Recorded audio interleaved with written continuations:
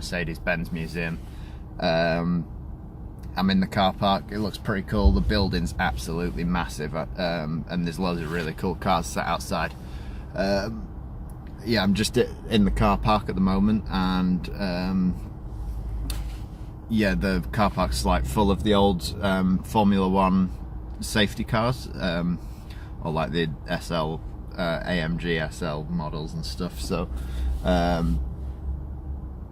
yeah, we're just gonna have a look at those. They're all in like glass cabinets scattered around the car park. So we'll take a look at those, and then we'll head into the museum and go and have a look around.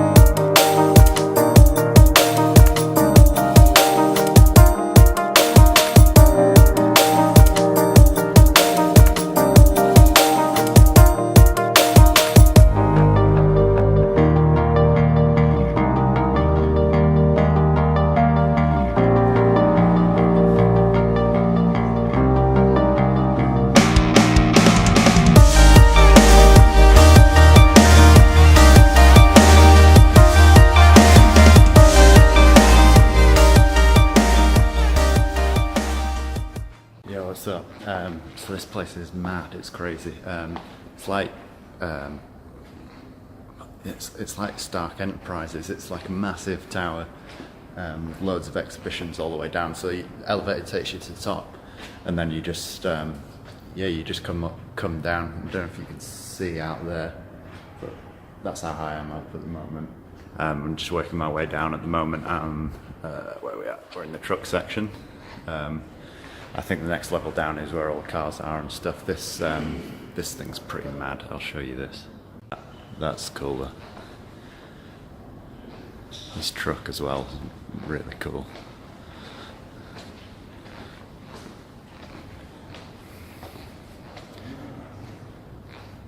It's crazy, and you get these. You get this thing. I don't know if you can see that, but you just walk around, and as you go through each exhibition, it gives you an explanation of everything, so you don't have to read everything, which is good for me because well, I can read, but I hate reading. Yeah, so it gives you an explanation of everything, and then if you want to like look at each specific exhibition, so if you see here, there's like that. Where are we at? This little symbol. So you just point at that little symbol, and it starts reading all the stuff out for you through your headphones, which is sick. It's yeah, it's really cool so far. I'm going to work my way down and get some more footage, and yeah, I'll show you the rest.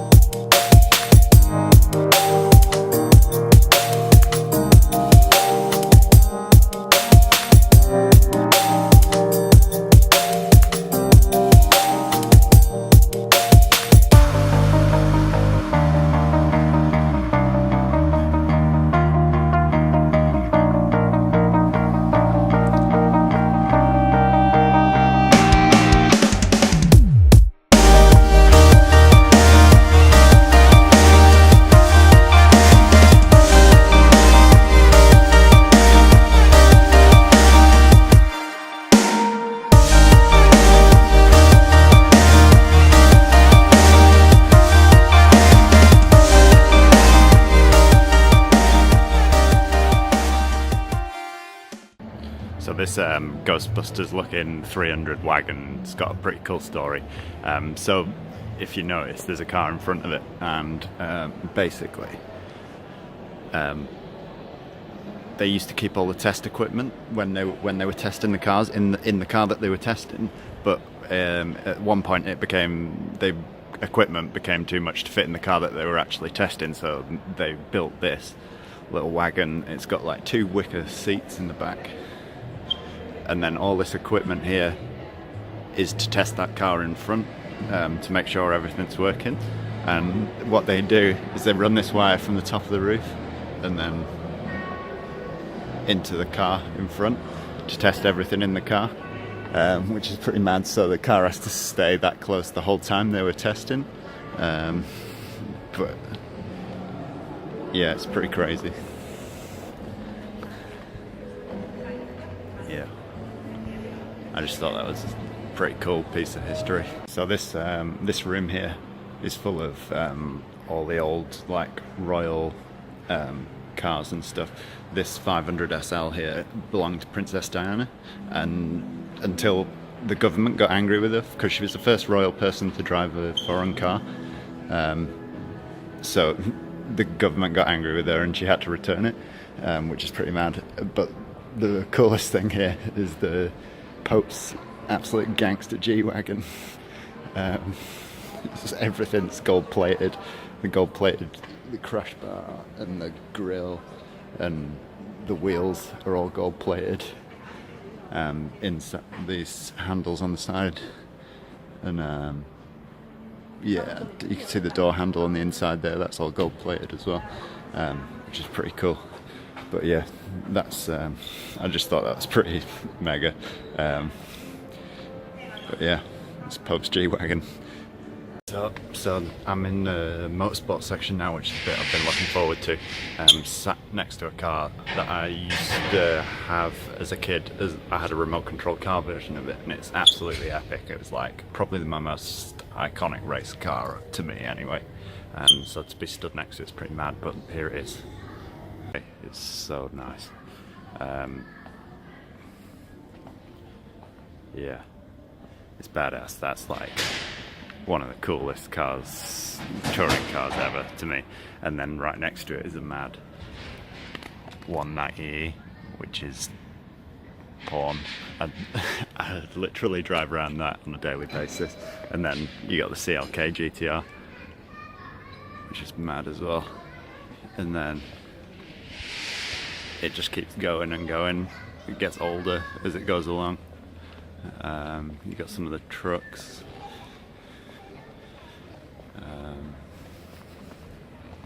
Yeah, some of the trucks. I think this green truck was driven by a British guy. I can't remember his name now. But yeah, a mad rally car. Yeah, and it just keeps going round and round, getting older and older. So I'll get some more video shots of it. But yeah, it's crazy.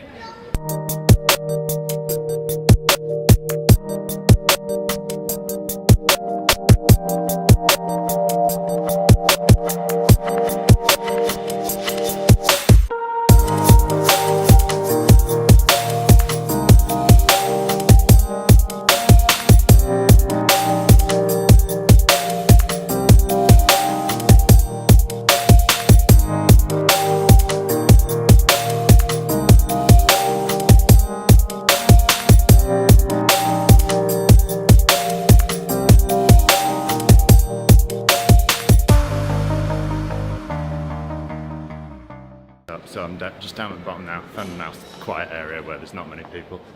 But yeah, I'm just down in this bottom bit, and there's these crazy concept cars. So I'll show you around them.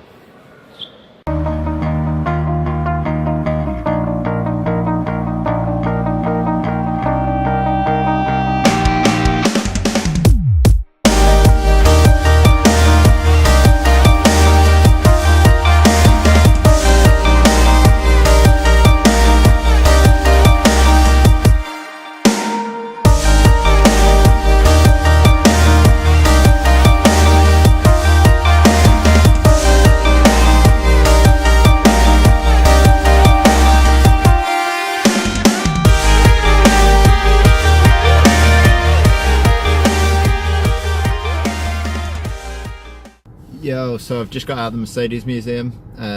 It's really awesome. I usually go into a museum for a couple of hours and I'm bored, so but I've been in there for like 5 hours and it was really, really good.